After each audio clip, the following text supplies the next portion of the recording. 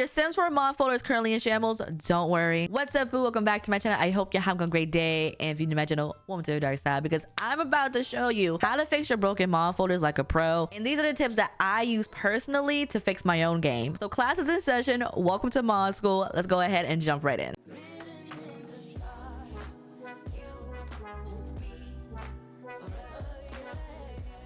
But a few disclaimers. One, this is for those who mod their game. You're currently having issues with mods and you just need some direction. Sims does have its own game bugs, and that's a completely separate video, but this is mainly for mods. Number two, these are troubleshooting tips that you may have seen, but you don't know exactly what to do, and I'm just here to give you a guiding hand. And number three, remember this is a video. Take your time, and there'll be little tidbits of information on the screen that you can refer back to. Now, we are currently on my desktop, and this is my Sims 4 mod folder. The first thing you want to do is make sure that all of your script mods are updated. I know that's like the simplest thing, but it is the most important thing. Why? Because when major updates happen to the Sims 4 base game, they usually change code that affects script mods mainly. Depending on the update, CC does get affected. Now, there are some places you can go to find updated and broken mods. The first place is a holy grail. It is Scarlet's Realm. Shout out to Scarlet, because they have made a list of broken and updated mods. They keep this updated. It has timestamps on here. As soon as the update happens, they will be reporting, as long as creators themselves are reporting. And you gotta remember, creators themselves have to check their mods, so you have to give them some time. I know updates happen. Don't forget, people are on the side of the world. People have other jobs and lives. You have to give them some time to check their mod. Another big thing is creators sometimes update their mods outside of game updates, so make sure you have the current version of that mod, because sometimes when a creator says their mods are fine, however you're having issues with that mod, it may be because you have a version that is not the current version. So always double check that. And also, you can just re-download the mod to make sure you have the current version. That's just a way to double check. The next thing, which I had to do with the last update, is remove all your mods and your CC out of your game and check to see if it's working. Now, if you don't know how to do this, I'm going to show you. So I'm going to go ahead and make a new folder real quick. It's going to say new folder for the sake of this video. I'm going to take all my mods out. So just a little copy and just drag them to this new folder. Now they are in this new folder here. I'm also going to go ahead and delete the local thumb cache. If you're not deleting this when you're installing mods, deleting mods, taking mods out, updating mods, you need to be doing this, okay? That cache file is holding a lot of old data, and sometimes the mods won't show the updated data, so you want to make sure you delete that. Don't worry, it'll come back. It just regenerates every time you boot up the game. All right, once you boot up the game, you will see items removed. All you have to do is press OK, but go and check the issues that you currently saw when your mods folder was installed. If you don't see those issues, it means your mods are the problem. So first, step one, to update your mods and just double check. Now, the main thing you need to do is not save your game when you're doing this. So of course, I'm just going to go ahead and exit game. I'm not going to save, because once you save it, then all the CC you have in your Sims will be gone. So just make sure you do that. Now, if you updated your mods and you put them all in, you're still having issues even after you verified that the game works without your mods, then it's time for the 50-50 method, which you probably have heard before, but it's tried and true. Trust me when I say the 50-50 method will save you every time. Now, the 50-50 method is a basic process of elimination. Now, just really what you do is have 2 folders up or more, depending on how you're really doing your process of elimination. It just depends on you. And now, with my mods in one folder,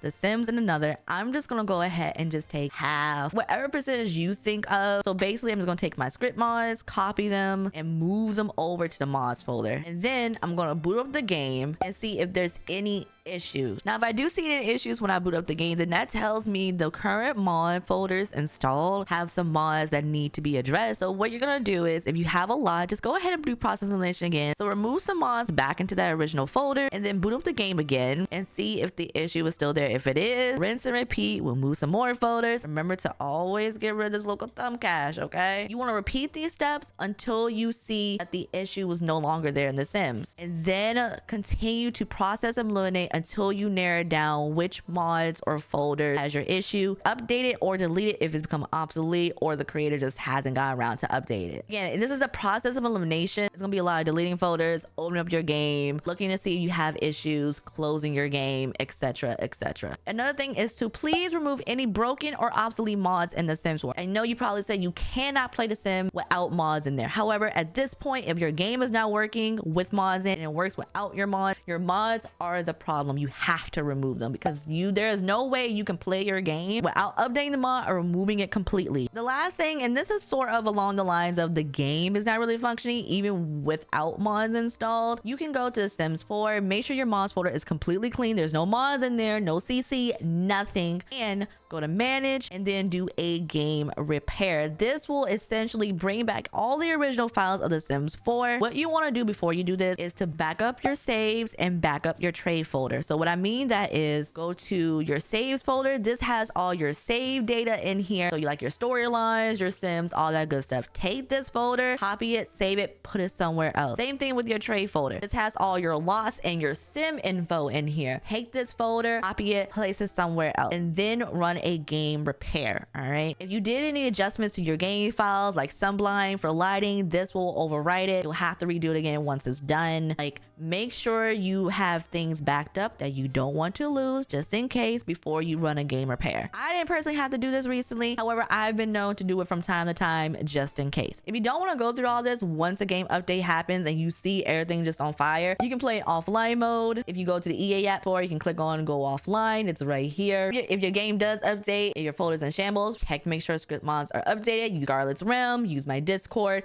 use wherever you can find. If you don't have that many mods, go directly to creator pages. They like to post in their own Discords or on their Patreon, but please give mod creators some grace to check their mods themselves and give you updates. Not everyone can go to their computer and do mod things. All right, people have other lives. Just give them grace. Doing all the troubleshooting tips is a surefire way to help you. However, for those of you who want something of a program, you can check out Better Exceptions from Twisted Mexi. Lucky for me, The Sims Just Now Adventure awaits and the game had an update. So when I put BE in, it's like, looks like it's patch day. Congrats, you've installed a new version of The Sims 4. Unfortunately, this typically means some mods are not going to be compatible with the new patch and will need to be updated. BE can scan for possible mod incompatibility and generate a report for you. And I'm going to use yes please. And of course it says I remove. The mod's going to open up a new web page for you and it's going to tell you what mods need to be addressed. I do want to make another note. Use this in addition to the troubleshooting tips because it could give you false positives. So make sure you double check that the creator has said if their mod is broken or not. However, this should also be used as a guideline. Again, this is also a mod itself. However, as a starting point, you can use Better Exceptions. One last thing, and I see this a lot. If you didn't know, The Sims does turn off mods when it updates. It just depends on the update itself. So go back in and make sure custom content and script mods are allowed again, and then leave the game. Remember not to save, but just as a way to double check. Again, it depends on the update. Some heavy hitter updates turn off mods, and then some that are just little itty bitty pieces of code that are, you know, fixing something, don't turn off mods. So you just want to double check in case your mods aren't appearing. And don't forget to subscribe for any more mods, news, and tips. And if you made it to the end of this video,